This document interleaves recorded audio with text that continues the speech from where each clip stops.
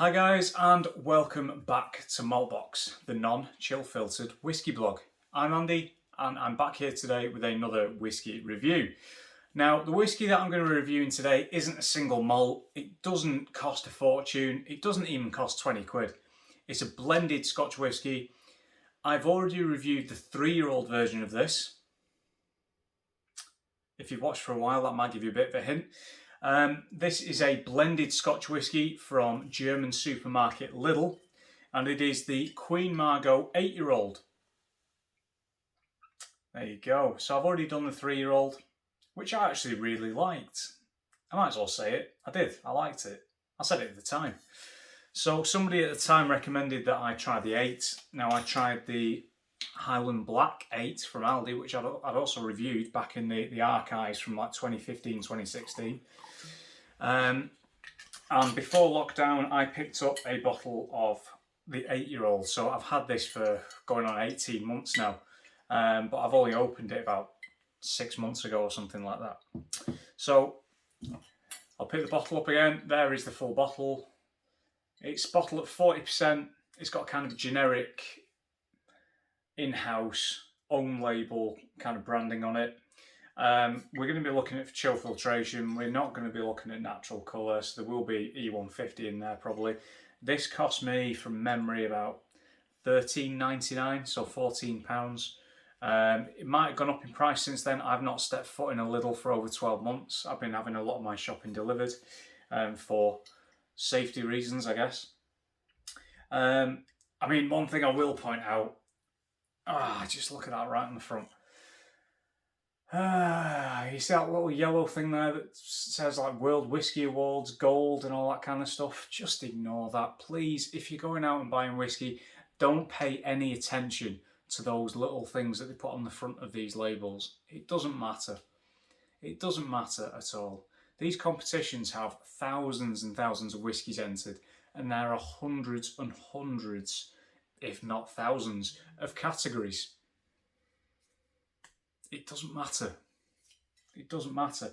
And when people award these things like gold, that's when newspapers like the Daily Express, the Mirror, the Daily Mail and stuff like that run with stories that say Lidl whiskey beats the best Scotch in the world. It doesn't. That's not how it works. So, on the plus side, we've got a young, age statement, blended Scotch whisky. Again, I reiterate what I said in my 3-year-old review a couple of years ago.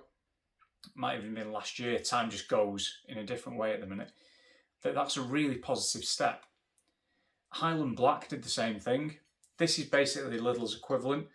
It's bottled by, or made by, Wallace & Young Distillers Co., Glasgow G2. Now, for every other own in-house whiskey that I've looked at on the blog that's had a G2 postcode, it's generally turned out to be White & Mackay. I cannot confirm nor deny that this has been produced by White & Mackay, but I'm pretty sure that White & Mackay produced their Ben Bracken single malt range, so it stands to reason that they do this as well. Just saying. So let's see how this compares to the 3-year-old. What I liked about the 3-year-old before we get started is how fresh it was, and yet it had this lovely kind of creaminess to it. The texture was good. It had a lot of backbone for a 3-year-old blended whiskey, so let's see what the 8-year-old can conjure.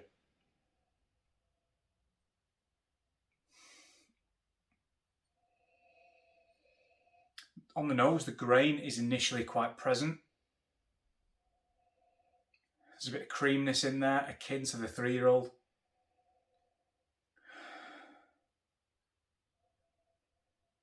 There's a little bit of toffee in there, a little bit of kind of flintiness, which sounds stupid, but it's a bit like if you've got pebbles in the garden or on a beach and it rains and it's been hot, you kind of get that kind of smell of wet rocks and wet pebbles.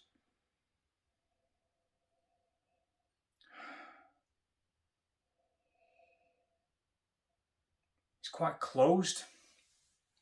I'm getting now a lot more toffee than I did at the start. I'd almost say the kind of toffee pennies that you get in Quality Street, which is like an assortment box of chocolates that you get here in the UK, although it's produced by Nestle.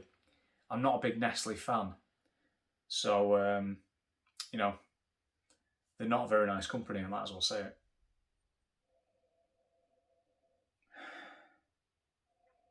possibly a tiny touch of smoke, more like cinder kind of ashes than full-on peat.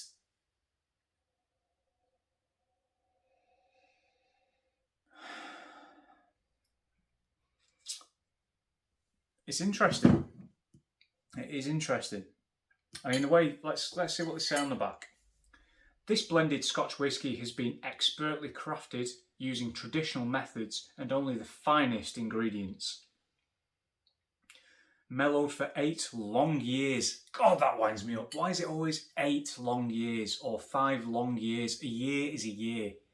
All right, you've got leap years, but, and I suppose you've got the whole like Einstein's theory of, you know, relativity and how long it takes time to pass. But 365 days is 365 days. Anyway, so mellowed for 8 long years in oak casks. This whisky is smooth with rich sweetness and depth of flavour, leaving a warm, lingering finish. Quite generic, which I suppose it has to be at this kind of price point, which is fine. But again, long years, it's the same as finest oak casks. The finest, only the finest oak casks. Sorry, I'll stop.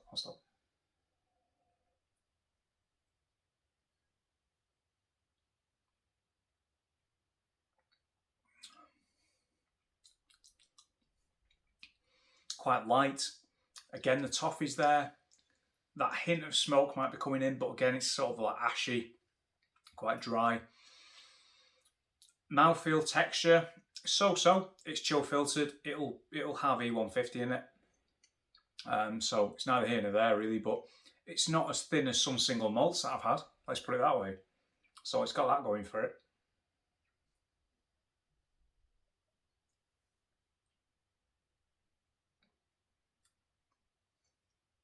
The one thing that I've not told you about is the legs on the glass.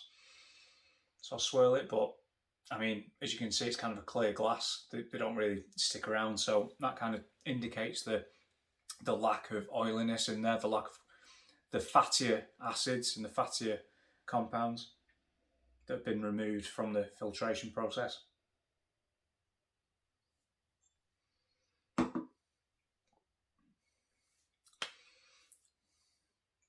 Yeah, the toffee, a little bit of honey, possibly some biscuits in there as well, like digestive biscuit. The grain for me isn't as prevalent on the palate as it is in the nose. For me, it stands out quite a lot on the nose.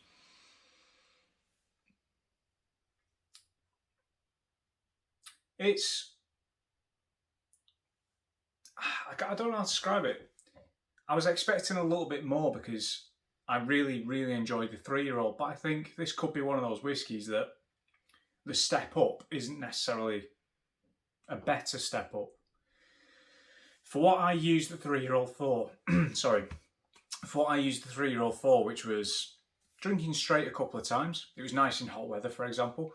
I used it in highballs, I used it in Rob Roy's, I used it in pretty much everything to do with whiskey that I had to mix with something. Whiskey and lemonade, which, you know, was a bit of a guilty pleasure, I guess you could say, but it shouldn't be because you could drink it how you want.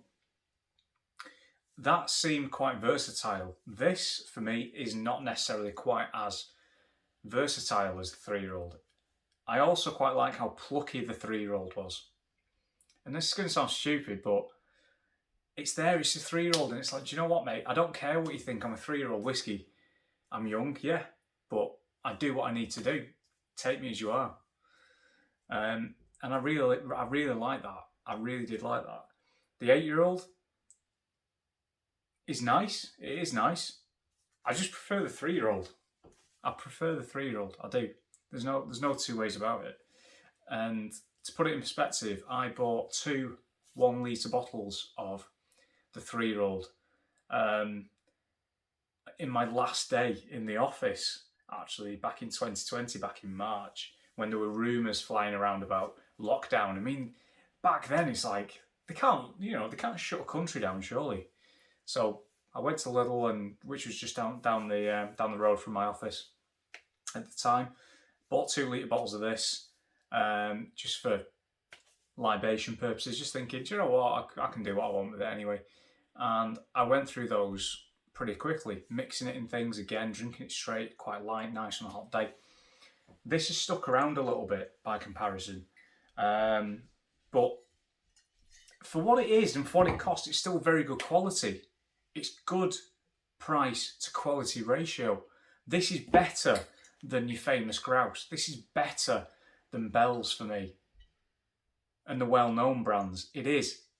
And I don't like using the smooth descriptors, because smooth doesn't necessarily mean good.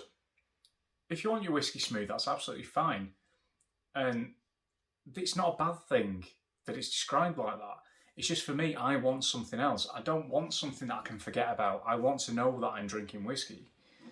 And this doesn't necessarily kind of get that for me.